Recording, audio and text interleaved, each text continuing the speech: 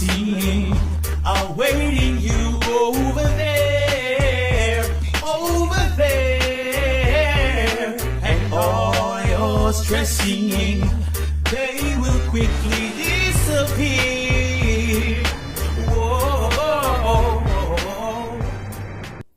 Self-discovery is a beautiful thing, and learning more about who you are is amazing. Now, it was during AY service, Adventist Youth. For those of you who don't know, it's an afternoon session at church that is really geared towards the youth and mostly planned by the youth for the youth. Now, we were having a discussion about new converts, how they would get baptized, and oftentimes they will leave the fold real quick. And the discussion was about how to keep them in the fold, keep them in, with God as a people loving and growing together. And I gave an example, and the point I wanted to make was that oftentimes we are not friendly to the persons.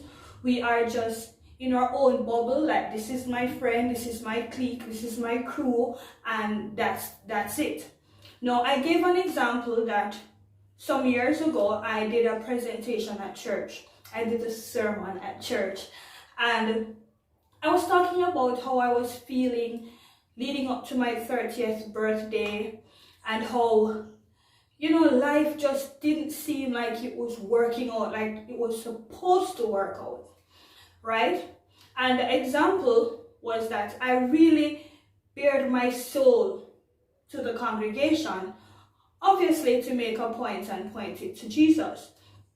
However, at that afternoon session, most recent afternoon session, I made the point that, that presentation I made was 3 years ago. And the time I made the presentation, nobody from the congregation said, "How are you doing? How can I help to get you through this?" And it's been 3 years since, almost 4 years since that presentation, and nobody from among the congregation reached out to me. And I was making the point that if I was a weaker Christian, a new convert, it would have been very easy for me to just step out and leave the church, because why? I didn't feel the love, I didn't feel the connection, I wasn't there. I said it, that there wasn't anybody among the church congregation that's my friend, right? I come to church, I participate, a part of the family life department, part of the communications department, and I've most recently joined the praise team.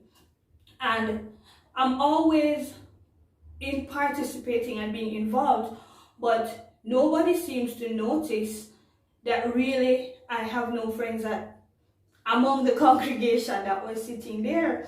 Everybody seems so shocked that this can't be true, but it really is true. And what I have discovered since is that because the following week, an elder of the church brought up what I said, and he said, to find yourself with friends, the Bible says we have to first show ourselves friendly.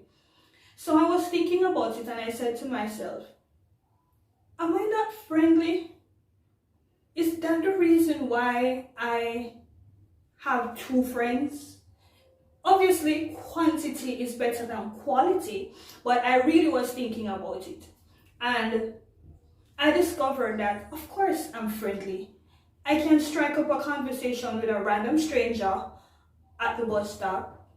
I find it so easy to compliment somebody, random stranger, that their hair look nice, their dress look nice, and I can have a conversation with every and anybody as easy as that, right? So it's not the lack of not being friendly why I don't have friends. It's just I have discovered that I am a ambivert. Now, I can be the most extroverted person you meet, whatever situation, when I go out, I can be the life of the party, believe me. And I can laugh and have fun and everything. But I find that I love my own company, right? And even since the pandemic, I realized that my introverted side is coming out more so to the fact that when my cell phone is ringing, I am getting mini panic attacks because I don't want to be having any conversation with anybody. So I've discovered that my issue is not meeting friends. I can meet friends very easily and very friendly, but the introverted side of me allows or cause it difficult to maintain these friendships, right? So I would take a long time to say hi, how are you doing, or message you or call you, or simple stuff like that. But at the same time, I find that among my friends,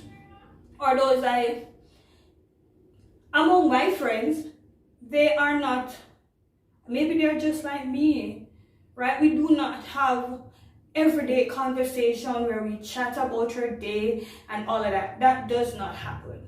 But it does not mean that the quality of our friendship is subpar then. Let me say it like that. It's not like that. So what I have discovered about myself is that at the end of the day, even though if I'm ambivert, extrovert, introvert, whatever the case is, the Lord knows who I am, the Lord cares about who I am, and the Lord has a purpose for my life nonetheless. And He can use me in whatever situation to serve the church, help in spreading the gospel, if you want to put it that way. Because just like Moses, to approach Pharaoh, he wasn't the most outspoken, but God sent some Aaron, to help lift him up in addressing the Pharaoh. So whatever the situation you're in, it doesn't mean, if you're an introvert, it doesn't mean that you can't meet friends or such. You might just have a little difficulty maintaining, but it's up to you, and the Lord will place persons in your life who understands that, who gets that, and will be in your circle for who you are. Because I have a friend who I voiced that, I am not a fan of you calling me because I get many panic attacks. I don't like the feeling of the cell phone ringing, and that's fine. Before I get the phone call, I might get a message before to give a warning, and that is fine. Why? Because I am accepted for who I am, right? So it's not a matter of not showing myself friendly, but at the end of the day, I am happy that the Lord has a plan for my life, and I am still able to serve in whatever capacities that I am placed in or asked to serve, because the Lord can use little old me. And also, it is very important to share your experiences, share what you've been through to help out others along the way, right? It doesn't matter how much you have accomplished or how much you have achieved if you're not reaching down to lift somebody up or blocking somebody from making the same mistake that you have made, right? So in order for us to maintain friendships and such, at the end of the day, it's required to be exactly who you are and who God has called you to be. And until next time, aspire to inspire with your life lessons. See you in my next video.